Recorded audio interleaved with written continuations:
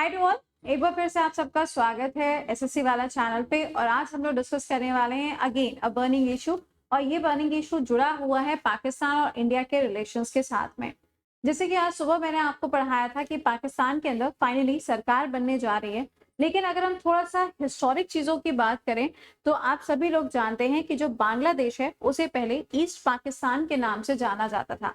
लेकिन जब वॉर हुई थी इंडिया एंड पाकिस्तान के बीच में, तो उस समय पर पाकिस्तान का जो नेवल शिप था उसे डिस्ट्रॉय किया गया था। अब उसका मलबा पाया गया है। तो आइए जरा हम लोग इस टॉपिक को डिस्कस करेंगे। पहले न्यूज देख लेते हैं। PNS Ghazi sunk by Indian navy's INS Vikrant during 1971 Indo Pak war found near Vizag coast. तो आइए जरा इसको समझ लेते हैं कि क्या क्या की फैक्ट है जो अपने एग्जाम में पूछे जाएंगे। लेकिन उससे पहले एक बार इसे सेशन को अपने दोस्तों तक भी पहुंचा दीजिए। आइए जरा बात करते हैं कि शुरुआत होती कहां से। देखिए, जब इंडिया और पाकिस्तान का डिवीजन होता है उसके बाद में 1971 की अगर हम बात करें तो एक साइड तो आपको पाकिस्तान देखने को मिलता है और पाकिस्तान के साथ साथ में जो वेस्ट बंगाल के बगल वाला एरिया था उसे ईस्ट पाकिस्तान के नाम से जाना जाता था। लेकिन काफी सारे ऐसे ऑपरेशन से, काफी सारे ऐसे मिशन से जो कि पाकिस्तान ने चलाए, कहाँ पे? ईस्ट पाकिस्तान के अंदर। अब ये ऑपरेशन क्यों चलाए गए थे? क्योंकि यहाँ पे लैंग्वेज को लेके काफी ज्यादा विवाद होता है। यहाँ पे आप अगर देखेंगे तो काफी ज्यादा पॉपुलेशन है जो कि कौन सी भाषा बोलती है? बंगाली भाषा बोलती है। तो इस चीज को लेके काफी ज्यादा विवाद होता है और विवाद के बाद में जब ईस्ट पाकिस्तान अपनी आवाज उठाने लगता है कि हमारी जो भाषा है, हम लोग जो हैं, हमें भी मान्यता दीजिए, हमें भी आप एक सुप्रीम बॉडी के रूप में कंसिडर करिए। तो उसके बाद में जब आवाजें यहाँ उठने लगती हैं तो पाकिस्तान की तरफ से बहुत सारे ऑपरेशन चलाए गए। फॉर एग्जाम्पल, आपने सुना होगा ऑपरेशन सर्च लाइट के बारे में। जब ऐसे ऑपरेशन चलाए गए तो यहाँ पर हेल्प की जरूरत तो पड़ेगी, ऑब्वियस सी बात है। अब इनकी मदद करने के लिए किसका इन्वॉल्वमेंट होता है? इनकी मदद करने के लिए यहाँ पे एंट्री होती है किसकी? इंडिया की। ये बात चल रही है कब की? 1971 की ये बात चल रही है। जब इंडिया की एंट्री होती है तो इंडिया के द्वारा लॉन्च किया जाता है एक ऑपरेशन या फिर एक मिशन जिसका नाम होता है ऑपरेशन ट्राइडेंट। और ये मिशन स्टार्ट किया जाता है हमारी इंडियन नेवी के द्वारा और ये स्टार्ट होता है 4 दिसंबर 1971 को, जिसके अंदर ये डिसाइड किया गया था कि जितने भी नेवल शिप हैं जो कि पाकिस्तान के हैं उनको डिस्ट्रॉय किया जाएगा और जितने भी इंपॉर्टेंट पोर्ट्स हैं उनको भी डिस्ट्रॉय किया जाएगा। तो जब यहाँ पे ऑपरेशन ट्राइडेंट लॉन्च किया गया तो हमारी जो नौसेना है, हमारी जो नेवी है, इन्होंने कराची का जो पोर्ट था उसको पूरी तरीके से डिस्ट्रॉय कर दिया था। लेकिन इन सब चीजों के बीच में जो अपना एक आईएनएस था जो काफी इंपॉर्टेंट रोल प्ले करता है वो है आईएनएस विक्रांत।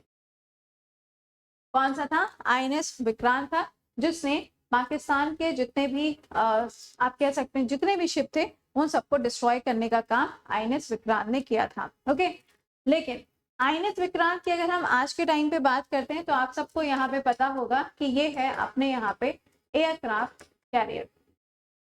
क्या हो चुका है? आईएनएस जो है, आईएनएस विक्रांत, ये अपने यहाँ पे एयरक्राफ्ट कैरियर के रूप में भी जाना जाता है। लेकिन जब ये सभी चीजें हो रही थी इसके बाद में ये लड़ाई खत्म होती है, पाकिस्तान का सरेंडर होता है भारत के सामने और यहाँ पे हैप्पी बर्थडे होता है किसका? बांग्लादेश का। और बांग्लादेश जो है ये अपना लिबरेशन डे सेलिब्रेट करता है कब? 16 दिसंबर 1971 में। और उसी के बाद में ईस्ट पाकिस्तान बांग्लादेश के नाम से जाना जाता है। लेकिन इन सभी चीजों के बीच में जो चीजें बदली वो था यहाँ पे क्या? पाकिस्तान के अंदर डिस्ट्रक्शन ही डिस्ट्रक्शन है ना। तो यहाँ पर आप देखोगे, एक सेकेंड, यहाँ पे आप देखेंगे तो आपको लिखा हुआ नजर आ रहा होगा कि उस समय पर यानी कि 1971 के टाइम पे जब इंडो पाक वॉर चल रहा था उस टाइम पे पाकिस्तान की एक शिप थी जिसका नाम था पीएनएस गाजी। ये जो पीएनएस गाजी थी इसको डिस्ट्रॉय किया गया था और इसको तबाह किया जाता है आईएनएस विक्रांत के द्वारा। लेकिन उस टाइम पे इसका मलबा नहीं मिल पाया था। तो फिर अचानक से क्या हुआ? तो अचानक से ये हुआ कि हमारे यहाँ पे जो विजाक नाम की जगह है, कौन सी जगह है? विजाक। अभी जो विजाक नाम की जगह है हम सभी लोग जानते हैं ये जगह कौन सी है, कहाँ पर है? जब हम आंध्र प्रदेश की बात करते हैं तो आंध्र प्रदेश के अंदर आपको एक पोर्ट देखने को मिलता है जिसका नाम है विशाखापट्टनम। इसी को हम शॉर्ट में क्या कहते हैं, विजैक कहते हैं। अभी जो विजैक है यहाँ पे चल रही है एक एक्सरसाइज जिसका नाम है मिलान एक्सरसाइज। ये मल्टी नेशन एक्सरसाइज है और इसी के दौरान क्या हुआ, इसी के दौरान यहाँ पर जो पीएनएस गाजी थी इसका मलबा पाया गया है। कहाँ पे, विजैक के कोस्टल एरिया पे। विजैक के कोस्टल एरिया से थोड़ा सा दूरी पर इसका जो मलबा है वो पाया गया है। और इसकी खोज की किसने है, तो इसको खोजा गया है किसके द्वारा, तो यहाँ पे एक और आपको आईएनएस देखने को मिलेगी जिसका नाम है, कोई बता सकता है या मेरे को ही बताना है? हाँ जी, यहाँ पे आप देख पा रहे होंगे आईएनएस गाजी के बारे में सारे पॉइंट्स लिखे हुए, जो जो पॉइंट्स मैंने आपको अभी बताए हैं। लेकिन इसको खोजा गया है किसके द्वारा, इंडियन नेवी का डिस्ट्रॉयर जिसका नाम है आईएनएस राजपूत, इसके द्वारा इसकी खोज की गई है।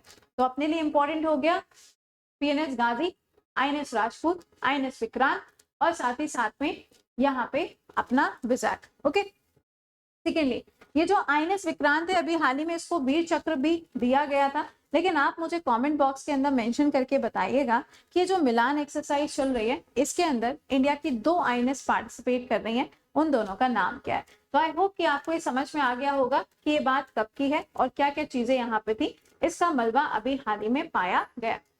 ऐसा नहीं है कि सिर्फ पाकिस्तान के ही जो शिप वगैरह हैं वो इस एरिया में या फिर उनका ही मलबा देखने को मिल रहा है।